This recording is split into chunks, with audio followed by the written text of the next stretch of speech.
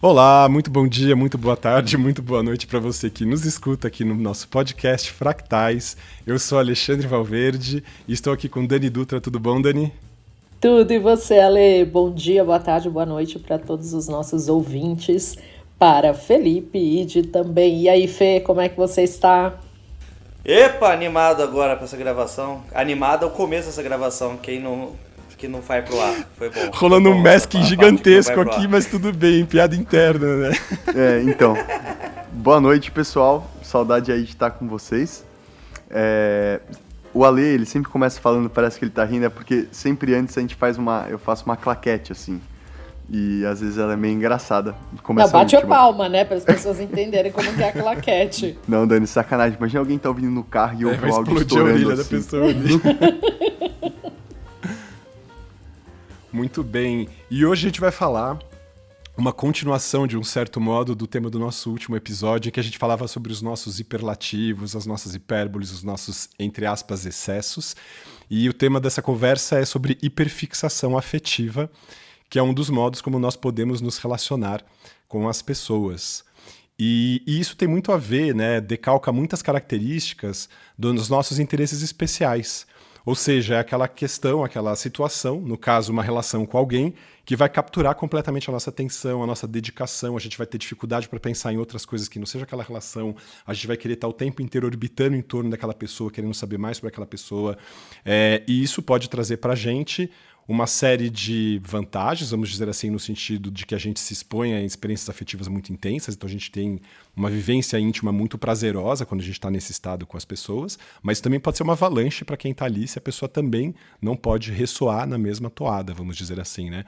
Então eu queria começar essa nossa primeira rodada aqui falando sobre isso, assim, o que significa, né, ou se a gente tem histórias para contar dos nossos modos de estarmos nas relações afetivas com pessoas normotípicas. Se é que a gente viveu essas experiências, a gente consegue trazer aqui. Olha, eu tenho uma história que eu acho que é a primeira que pode identificar isso e que é muito diferente de como eu acho, né, que eu me comporto hoje em relação a alguns relacionamentos.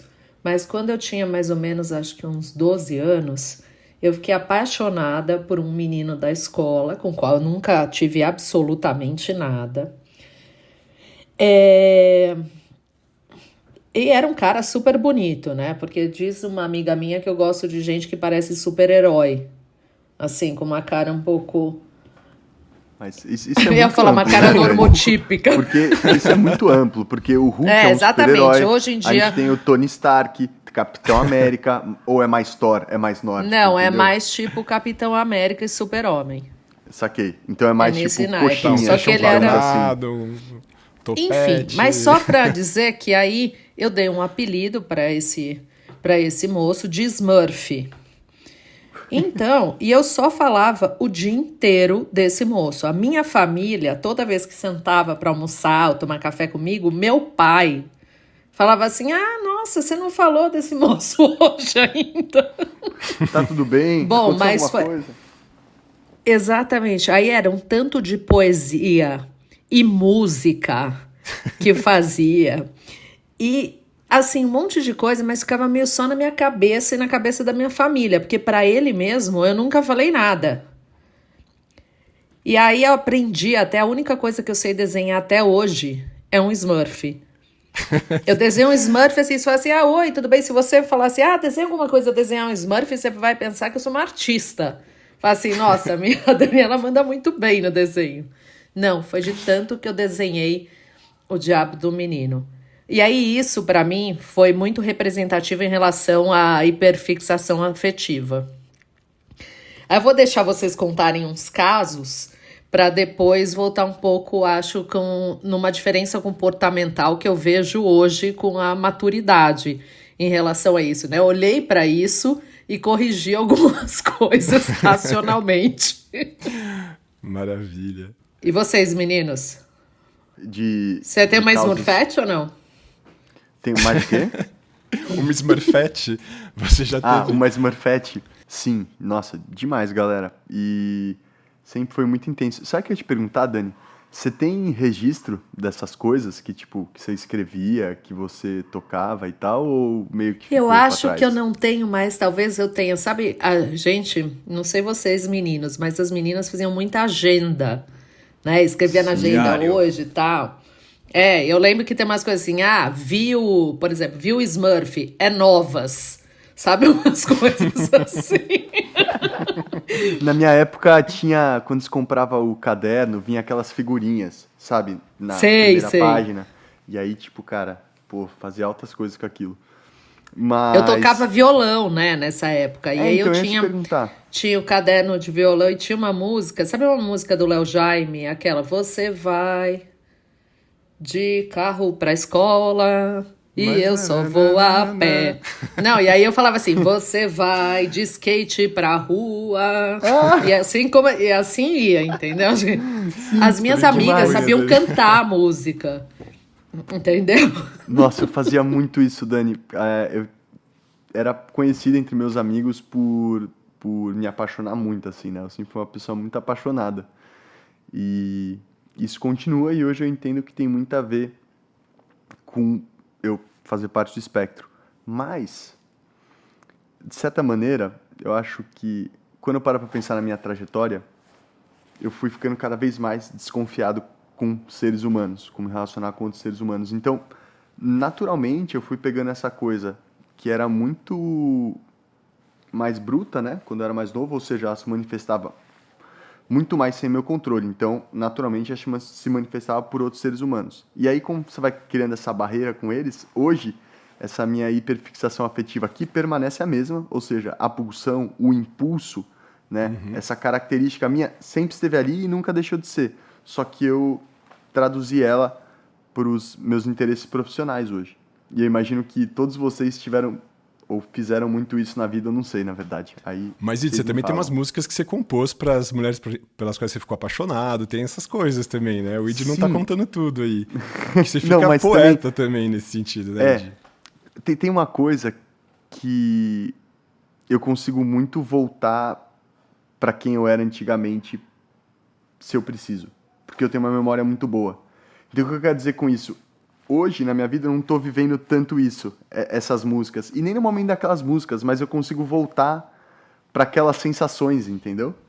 Tipo, como eu me senti. Então, de certa maneira, é meio que, sei lá, se eu tô precisando disso na minha vida, eu consigo voltar e beber daquelas memórias. Nossa, Id, você voltou da Tailândia muito profundo.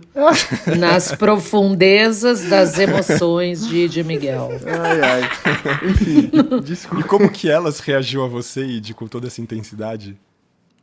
Sempre foi muito estranho, né? Ninguém entendia nada. Nada. Tipo, nada. Mas você não as achava pessoas- normal? Eu Eu achava não. normal ser assim. Não, então, isso é muito doido. Eu tava nesses dilemas recentemente, do tipo, será que a pessoa tá pensando em você o quanto você tá pensando nela, né? Tipo, na mesma intensidade, essas coisas. E por muito tempo, Dani, eu achava que sim, mas ultimamente eu tô vendo que... Ultimamente não, na verdade, depois de muito tempo vivendo, eu acho que não tanto, mas é difícil, né? Fazer esse descolamento, porque a gente sempre fica, tipo, tentando pensar que o outro pensa como a gente, né? Que o outro é parecido como a gente, que tem as intensidades como a gente.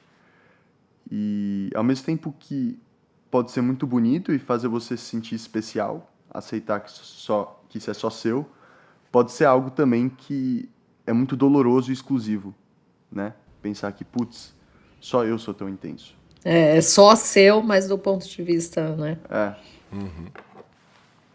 E aí, Fê, E você, como Fê? ficamos? Vamos lá, tava pensando Vai em querer no todos os Rio de caminhos Janeiro. aqui. Então, eu já tive muitas fases nesse quesito, assim, mas acho que algumas coisas mais marcantes.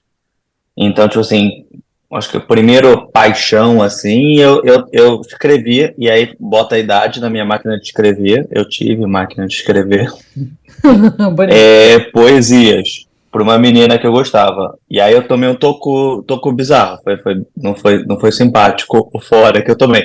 E naquela fase, eu tinha certeza absoluta que, tipo, não tinha por que alguém ou ela não querer ficar comigo. Sabe, eu tinha uma... E aquilo foi um momento muito marcante, tipo assim, caiu o mundo, sabe? Tipo assim, caraca, além de... Aí eu nunca mais escrevi poesia, na verdade, causou trauma. Eu achava que eu não tinha nenhum trauma, mas teve esse específico. Mas é que é isso, porque, tipo, na nossa cabeça faz total sentido. Aí você fala, cara, como não faz total sentido pro outro? E aí, tipo, não fez. Aí, fiquei um tempo assim, e eu demorei pra dar... Assim. Simples assim.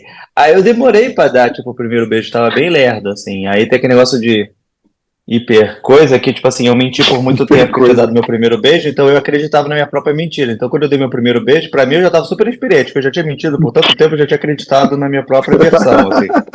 Aí depois disso, mas eu continuei, tipo, uma pessoa tímida, assim, que eu literalmente, nessa época, e aí pode ser um pouco disso, sabe quando você vê em filme e um menino lá, a menina dando muito mole pra ele leva ela pra sair tudo, ele não beija ela, e você fala assim, cara, como alguém pode ser esse tipo de idiota? Tipo, era eu. Sim. Hoje analisando, sabe? Momento de sessão da tarde. Total, assim, sabe? Tipo, e aí do nada, na minha vida, assim, quando eu viajei pra Israel, uma menina me agarrou, e aí mudou minha vida. Eu virei uma pessoa, tipo, caraca, super seguro com meninas do nada, sabe? Assim, então, tipo assim.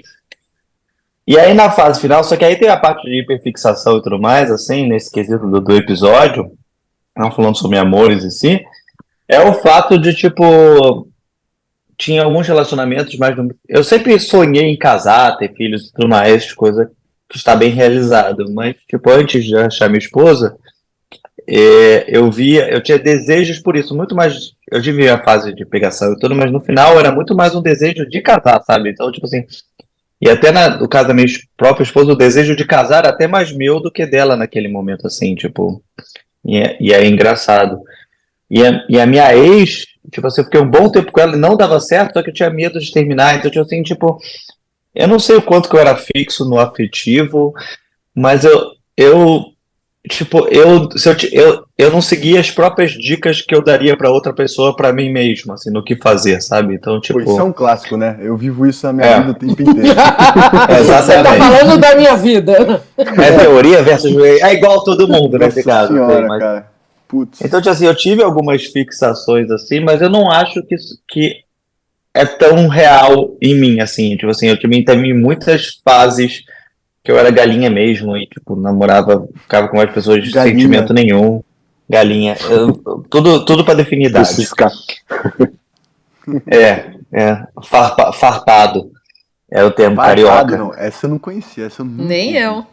Então, Nossa, é que tem o arame liso e o arame farpado. O arame liso todo mundo passa, ele não agarra ninguém. O arame farpado, todo mundo fica preso no arame farpado. Aí o farpado é o que pega todo mundo, assim, numa definição carioca. Ah, gostei. De pegador, entendeu? É uma metáfora esse carioca. É verdade. Porra, agora, Ed? Não é, eu sempre soube. Mas eu esqueço das nossas conversas, eu fico tipo... Porque é isso, é todo um outro cenário que você cresceu. Enfim, Ale, o que você ia falar? Não, eu tava pensando aqui no alguma questão aqui que fosse um denominador comum das minhas histórias e tal. Em relação à minha hiperfixação afetiva, tem esse lado que o Fê tava trazendo de querer casar logo, tanto que minha primeira namorada, eu fiquei 7 anos com ela. E queria ter filhos e tudo mais, tal, uma pessoa incrível também. E que eu lembro da fase da gente ter se apaixonado, e eu tava pensando nesse denominador comum, e aí depois eu já vou falar dele agora, na verdade, todas as pessoas com quem eu me relacionei, eu tive a sorte, e talvez, não sei se é sorte ou se é uma tendência minha, como o Ed estava comentando, que a gente está sempre nesse mesmo lugar, de reconhecer que eu já estava apaixonado por aquela pessoa desde a primeira vez que eu vi. Assim, a Bel, eu lembro da cena de eu sentado no sofá do centro acadêmico, ela chegar assim, e eu olhar e falar, quem é essa menina? Assim, tipo, uf. E eu falei, bom, já sei que eu estava apaixonado, assim. O Max foi a mesma coisa. Eu estava em Paris, numa danceteria lá numa boate, ele passou na minha frente, eu olhei, senti uma coisa assim, e a gente começou a conversar, e aí a coisa foi muito rápido.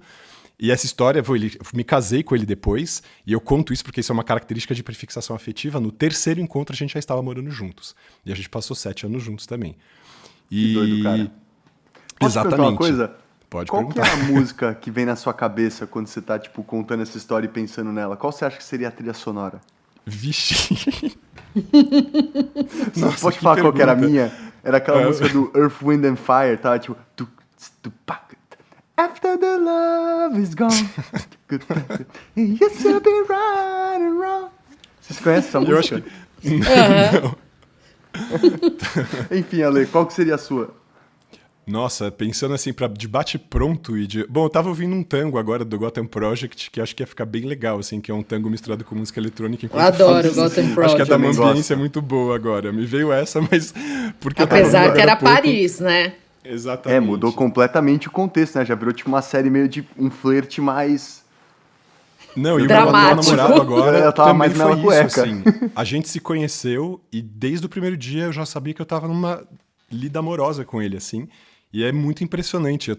E foi uma época que a gente tava começando a conversar sobre qual ia ser o próximo episódio depois que a gente voltaria de férias. E a gente ficava brincando, falando assim, vou te contar que eu tô com um podcast aqui, a gente tá pensando nessa conversa, eu tô vivendo exatamente essa questão de hiperfixação afetiva agora. E aí eu falei assim, o que eu vou falar dessa história? Ele falou assim, fala sem falar. Eu tô contando aqui o que está acontecendo. Mas nesse sentido é muito interessante. E viver isso com uma outra pessoa neurodivergente que também faz hiperfixação afetiva e sentir essa ressonância acontecendo, sem esse julgamento dessa coisa do nossa, que exagero, o que você está fazendo, desse choque entre uma pessoa neurotípica e outra pessoa neurodivergente se relacionando, é muito interessante perceber isso acontecendo e cuidar disso, inclusive à luz da consciência de que pode estar acontecendo uma hiperfixação afetiva. Mas aí fica uma retumbância quase, assim, uma relação, uma harmonia muito interessante. Então, queria falar disso, assim, dessa característica comum desses inícios de relação.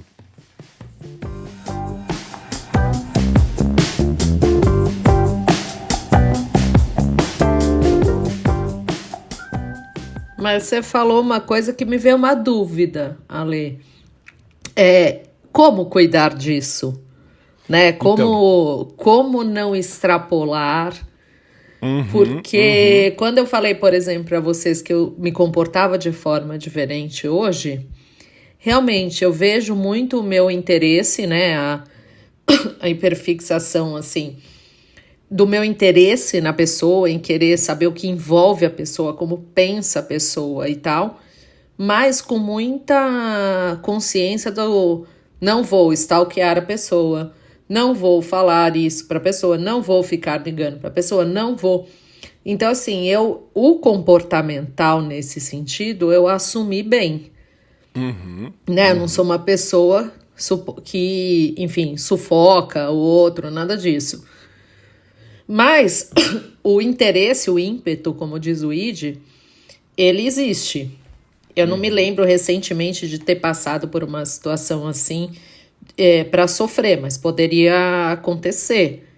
E aí, assim, o que a gente faz, né? Como é que a gente muda de assunto? Nossa, entendi, mas é interessante porque... Fala, Edier. Isso é comentar uma coisa. Eu não confundiria a hiperfixação afetiva, que é uma coisa que acontece da nossa pele para baixo, com assédio, que é uma coisa que a gente faz da nossa pele para fora, né? Nesse sentido, assim, eu não preciso atuar uma insegurança minha para tentar garantir que eu vou ficar vivendo essa hiperfixação afetiva e ficar assediando a pessoa para ela viver de tal maneira, quer dizer, abusar da pessoa. Então a gente tem que tomar muito cuidado, porque justamente, mas isso é muito interessante que você traz, Dani, porque por causa da nossa hiperfixação afetiva, nós, pessoas neurodivergentes, somos mais abusados também por isso. Porque a gente pode ficar mais fantasiando uma relação e acreditando na pessoa, e a pessoa pode estar contando uma história pra gente, fazendo um futuro fake, e a gente vai acreditando naquilo e tal. Então a gente é mesmo mais vítima de relações abusivas por isso. Então, e aí como cuidar disso é muito interessante, porque vai nesse lugar desse desdobramento, dessa preocupação, em que a gente vai olhando os instantes mesmo, como eles vão acontecendo, como os afetos vão se dando, e como justamente não vai acontecendo uma imposição de uma vontade minha sobre o outro e nem uma sobreposição do meu querer sobre o querer do outro. Tem um cuidado nesse sentido. Então é aí que você cuida, é você se colocar e se colocar com clareza em relação a essa ressonância afetiva, a esse lugar que a gente está nessa vibração. E isso não precisar oprimir o outro, se ceder sobre o outro, e também aceitar que do outro lado está acontecendo alguma coisa que está sendo anunciada também com a mesma intensidade. A pessoa fala, nossa, o que está acontecendo aqui conosco, com a gente, né, do meu lado e tal. Então também confiar na pessoa desse lado e observar que ela também não ultrapassa esse limite, que ela não avança, que ela não assedia, que ela não sobrepõe, que ela não se impõe. Então é aí que está, assim, é muito prazeroso poder viver isso. Também, claro, depois de aprendizados que aconteceram por insucessos e malogros. Conscientemente, né? Exatamente. Viver isso conscientemente. É muito cuidado nesse sentido, exato. Eu já tô... Exatamente. Mas, assim, Dani, o que eu ia falar, e isso talvez converse com o que você falou também agora, Lê, é que pra mim eu acho que eu busquei um caminho diferente pra lidar com isso, que foi reprimir completamente, tipo, mesmo. E de certa maneira, acho que às vezes a gente reprime coisas na gente de maneira muito agressiva, num primeiro momento. Num segundo momento, é necessário continuar reprimindo, então a gente precisa transformar aquilo em algo que tem espaço na nossa vida. E eu acho que foi nessa habilidade que eu me tornei muito bom. O que eu quero dizer com isso? Quando a gente sente grandes emoções por pessoas, né, a gente sente também que a gente está exposto àquilo. Ou seja, a gente se sente mais vulnerável. Então, naturalmente, a gente quer escapar do meio social. E, para mim, a maneira que eu aprendi a lidar com essas altas emoções, que eu não sei lidar até hoje, talvez muitas delas, é ir para o meio da natureza. Então, por exemplo, talvez por isso seja tão aficionado por mergulho ou escalada e por aí vai. Porque eu me obrigo a me enfiar em contextos que tudo que a gente entende como o nosso social se mostram irrelevantes, se mostram superficiais. Então, é a maneira que eu consegui de fugir disso, mas aí, naturalmente, o ímpeto, que é, brincando com essa palavra, né? O ímpeto da hiperfixação afetiva, e quando a gente pensa isso pode ser afeto sobre qualquer coisa, permanece. Então, nessa fuga para a natureza, naturalmente hoje, por exemplo, com o mergulho, eu estou completamente hiperafetivo, aficionado, use todas as palavras possíveis por filmar. Pela lesma do mar. Não, Pelo você não pepino da tá praia. entendendo. Hoje eu tava maluco, porque eu vi uma lesma do mar aqui na Ilha Bela, sensacional. Maravilha. E aí eu não filmei ela, eu filmei, só que eu tava levando uma pessoa para mergulhar também, então eu não pude me concentrar completamente. E quando você tá filmando macro, é tipo muito perto, é uma coisa do tamanho de um grão de poeira. Então você não pode tremer, você tem que estar perfeito. E aí eu tava tão concentrado com a pessoa que eu não reconheci o corpo da lesma do mar inteiro. Resumo, ficou péssima a filmagem. Isso, até eu estar conversando aqui com vocês, tá me deixando maluco. Mas lesmas do mar e fotografia macro à parte, o ponto é, talvez uma maneira de lidar é buscando se relacionar com coisas que te façam sentir parte de algo maior e te descolem da sociedade, que muitas vezes é o que nos oprime, né? É o que faz a gente sentir, tipo, que quem não cabe, né? Quem nunca vai ser aceito e por aí vai. Que nunca, o jeito que a gente ama não é o jeito de amar, né? Que é muito exagerado. Enfim. Só pensando em amor aqui e das coisas e fixações e tudo assim, eu acho Minha que, tipo, declaração lá no passado. na sua declaração pelas lesmas e tudo, tipo assim, eu não tenho lesmas na minha vida, mas eu tenho minhas filhas, então. E aí eu fico pensando esse negócio do. Você chamou suas filhas de burras? Não, As lesmas, filhas dele são, isso é homenagem à são lesma do habilidades mar. com certeza. É tipo assim, eu não tenho uma fixação a uma lesma que nem você tem. É tipo assim, aí, tipo, interpretando que tipo, não existe amor maior do que o ídio por uma lesma do mar, equivale a minhas filhas. Não sei se pode tanto, porque eu acho que, tipo. Apesar que eu fico olhando minhas filhas por um bom tempo, então, tipo, ainda ninguém me cutucou por isso. Mas É porque no seu caso é socialmente aceito, né? Tipo, um pai que olha as filhas muito tempo é algo irado, mas tipo, alguém que fica debaixo do mar com a água geladíssima, olhando pra uma pedra que tem um ponto do tamanho de uma unha, para as pessoas isso não faz sentido. Porque ninguém tá Mas eu contando acho essa que história a no filme da explicação- Disney. É Ah, desse mas é o tamanho Ouija. uma lesma do mar? Dani, tem lesma do mar que é tipo menor que a unha do meu mindinho. Aquela Nossa, lá eu tô que- pensando que é um negócio assim. Eu também ó, tava do achando, tamanho de é. uma tilápia. Não, galera, as coisas que vocês estão vendo lá no meu Instagram de vídeo é tipo tudo macro, é coisa muito pequena. Tem umas coisas que é tipo minúscula assim. É uma brisa. É muito doido. Desculpa. eu falei, Fê. eu acho que meu amor pelas minhas filhas não bate ao amor do ídio por lesma. Falei, cara, é um tipo de amor que é tipo assim, cara, é nascimento, é tipo assim, o legal do ídio é que, tipo assim, os humanos têm, tipo, algumas cenas de alto amor, assim, e amor intenso. Tipo, seu time ganhar o futebol, o nascimento das filhas. O ídio tem todo dia vendo lesmas, cara. A vida é muito boa dele. Ao mesmo tempo, quando a gente vive grandes intensidades, os abismos também são fundos. Eu espero que nenhuma lady se gente traia do de uma céu. hora para outra e fala, não aceito a sua fotografia. Mas é. Então, mas aí falando sobre isso especificamente, que tipo assim, eu sou muito grudento nas minhas filhas, sabe? Tipo assim, um desejo de querer ficar grudado nelas, dar beijo nelas e tudo mais. E aí eu vejo, tipo, até na pequena já, assim, tipo assim, às vezes ela mesmo já se defende do meu excesso de grude, sabe? Mas você acha que é mais que outros Não tem pais? nem 2 anos. Hã? Você acha que é mais que outros pais? Tipo, você tem outros amigos Eu que acho têm que. filhos que são Tipo, acho que neurotípicos, sim, você acho tem que sim. Eu comparação? sou. É que tem até esse estereótipo de homem e tudo mais, assim, mas, tipo assim, eu sou bem grude e eu sempre fui. Eu tenho essa paixão por crianças e educação, já fui monitor de colônia de férias e tudo assim. Eu gosto muito das crianças e amo muito minhas filhas, assim. Então, tipo, tem essa questão de um desejo grande, assim. E é engraçado, porque sendo pai, você passa por fases de vários amores, assim. Tipo, a fase de seus amor pelos seus pais, e depois seu amor pela sua esposa, companheira, e depois seu amor pelas suas filhas, sabe? Tipo assim, E vira e no são final fases. amor pela sua vida. Eu acho que tá no Nossa. pacote, assim, porque tudo é amor. Mas o tipo assim, é aquele negócio das multi. Que a gente fala, as pessoas se apaixonam por uma vez. As pessoas que se apaixonam por uma vez não teve filhos, cara. Então não foi filho. Porque, tipo, é muito. E aí teve essa conversa que teve um tempo até que é tipo assim, os nossos pais. A gente nunca vai amar nossos pais que nem nossos pais nos amam, sabe? Às vezes eu sinto isso pelos. Tipo assim, eu amo muito meus pais, mas eu tenho certeza que o amor que eles sentem por mim é maior. E eu vejo isso com as minhas filhas também. Então, tipo assim, essa questão de hiperfixação e o modo como as pessoas lidam com o meu excesso de grude nesse quesito é engraçado, assim. E nos relacionamentos eu também era essa pessoa, assim, tipo, tinha uma época que eu tava, tipo, eu saía com várias meninas e fazia programa tipo namorado com elas, assim, tipo, não era, tipo, fazer cozinhava em casa, então, tipo, era como se eu estivesse em relacionamento só com várias, então, tipo, eu gostava mais disso do que outra fase. Então, tipo assim, eu tinha um desejo específico.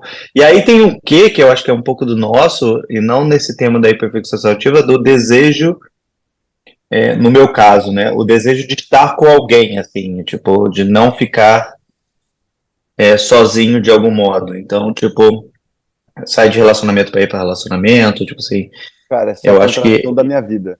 Sério. Tipo, O que é que eu e é? você, a gente é contraditório em muitas coisas, é engraçado. Não, eu digo, não, esse dilema do quero estar sozinho, mas ao mesmo tempo quero compartilhar aquilo, sabe? Do tipo, acho que não preciso de ninguém no mundo, mas sinto uma necessidade extremamente forte de compartilhar as coisas que eu vejo com alguém. Sabe esse dilema? Eu vivo isso constantemente. Eu também. Pelo que eu entendi, você também, Fê. Eu ia A Dani aproveitar pra também gente agora, propor todo mundo. uma última rodada, uma coisa que o Fê passou rapidamente assim, mas eu falei, opa, isso aqui também tem a ver com hiperfixação afetiva, que é a questão do fim das relações. A gente não falou aqui como é que a gente se comporta quando a gente toma um fora. A gente falou rapidamente disso, mas só pra lembrar uma história curiosa, pensando que na mesma medida que a gente infla quando a gente tá na hiperfixação afetiva, o retraimento de ser desligado de uma relação também vem na mesma intensidade. E eu me lembro da história de um namorado que eu namorei por 10 meses, e aí ele terminou comigo por umas razões que ele deixou muito claro, e foi legal da parte dele ter terminado aquilo, só que eu falei, cara, não era o seu momento de terminar, mas não era o meu, né? Buf! E aí eu fui catapultado, assim, devolvido pra mim mesmo, e fiquei 8 meses sem conseguir, assim, dar um beijo, encostar em alguém, fazer nada, assim. Então ficou 10 meses namorando e 8 meses sofrendo. E é essa coisa, da mesma intensidade com que inflou, retraiu e ficou muito contraído, assim, por muito tempo. Não sei se vocês viveram coisas parecidas também.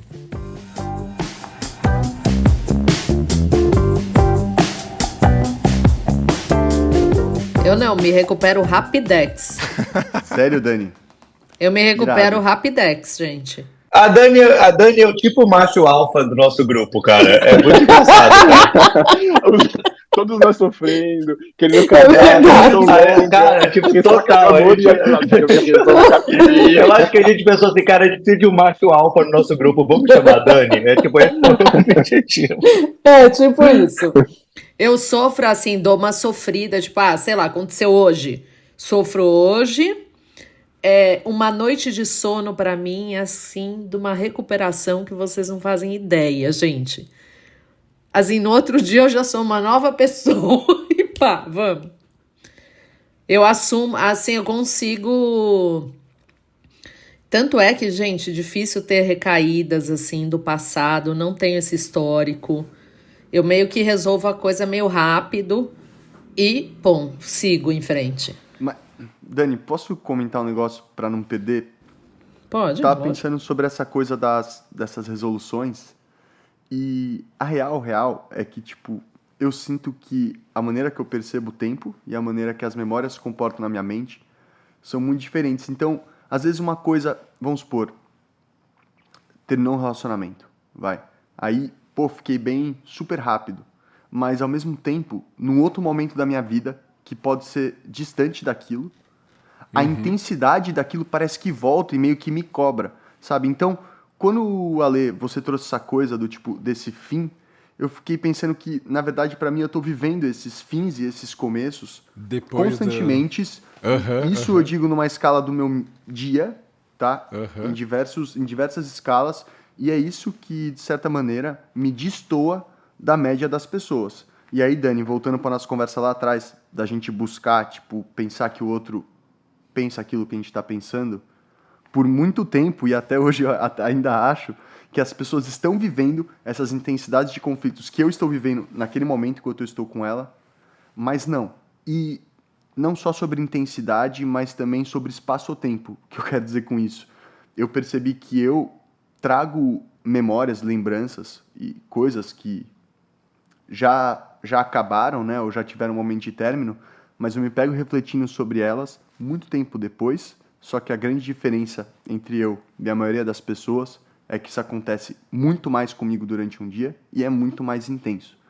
Então, o que eu queria saber de você é se você tem isso também. Eu vi que você soltou um zanran no meio, mas, tipo, essas coisas, você consegue identificar em ternos que você teve que foram muito tranquilos num primeiro momento, eles voltarem depois na sua vida, no sentido da própria memória mesmo, e o peso da reflexão dela, você conseguir lembrar e notar que foi algo intenso?